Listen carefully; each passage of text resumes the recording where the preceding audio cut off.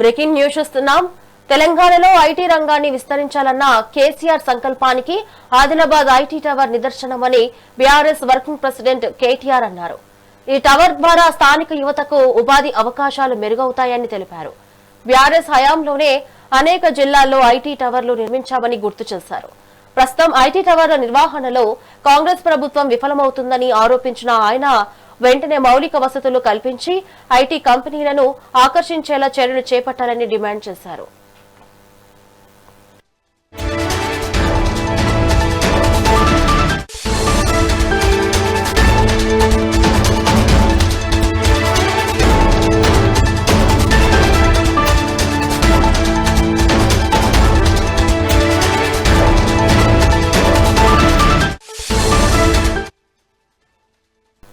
Breaking news చూస్తున్నాం.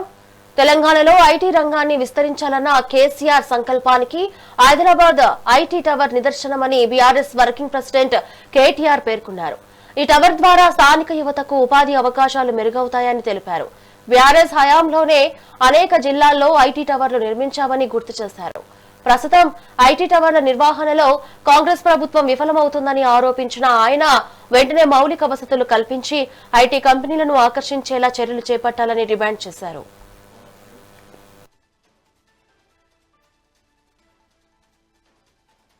ఇక దీనిపై మరింత సమాచారం మా ప్రతినిధి నరేష్ అందిస్తారు.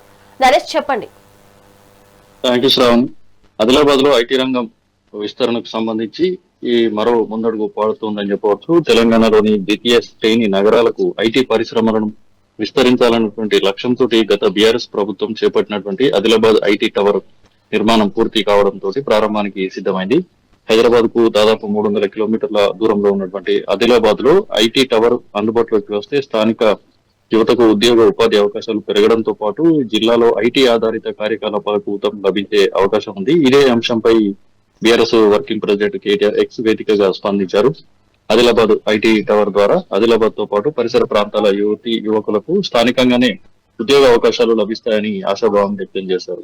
అయితే తమ ప్రభుత్వ హయాంలో వరంగల్, కరీంనగర్, ఖమ్మం, నిజామాబాద్, మహబూబ్ నగర్, సిద్దిపేట, సూర్యాపేట, నల్గొండ వంటి నగరాల్లో కూడా విజయవంతంగా ఐటీ టవర్లను ప్రారంభించి కంపెనీలను ఆకర్షించామని ఆయన గుర్తు చేశారు. అయితే ప్రస్తుతం కాంగ్రెస్ ప్రభుత్వం ఐటీ టవర్ల నిర్వహణను పట్టించుకోవడం లేదని కేటీఆర్ విమర్శించారు. అయితే మౌలిక సదుపాయాల కల్పనలో లోపాల వల్ల పలు టవర్లలో ఐటీ పరిశ్రమ విస్తరణ మందగిస్తుందని చెప్పేసి వార్తలు వస్తున్నాయని ఆయన ఆందోళన వ్యక్తం చేశారు. రాష్ట్ర ప్రభుత్వం వెంటనే స్పందించి ఆదిలాబాద్ తో పాటు అన్ని ద్వితీయ శ్రేణి నగరాల్లో ఐటీ టవర్లకు అవసరమైనటువంటి అన్ని సదుపాయాలను పునరుద్ధరించాలని చెప్పేసి కేటీఆర్ విజ్ఞప్తి చేశారు. ప్రముఖ ఐటీ కంపెనీలను ఆకర్షించేలా ప్రత్యేక చర్యలు తీసుకుని స్థానిక యువతకు పెద్ద ఎత్తున ఉపాధి అవకాశాలు దక్కేలా చూడాలని ఆయన కోరారు. అయితే మొత్తంగా చూసుకుంటే ఇటు హైదరాబాద్ కే పరిమితమైనటువంటి ఐటీ కార్యపాలను ద్వితీయ శ్రేణి నగరాలకు విస్తరించడంలో ఆదిలాబాద్ కు ప్రాధాన్యం లభిస్తుందని చెప్పవచ్చు. ఐటీ సంస్థలు దీనివల్ల ఇటు ఐటీ సంస్థలతో పాటు ఉద్యోగాలు పెరగడం,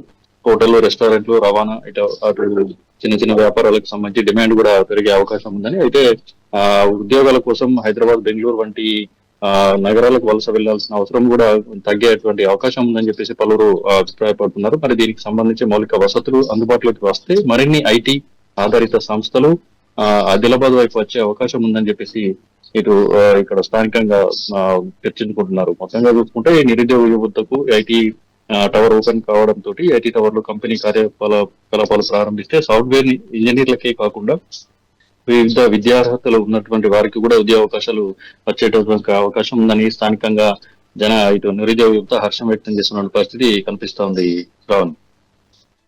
థ్యాంక్ యూ నరేష్.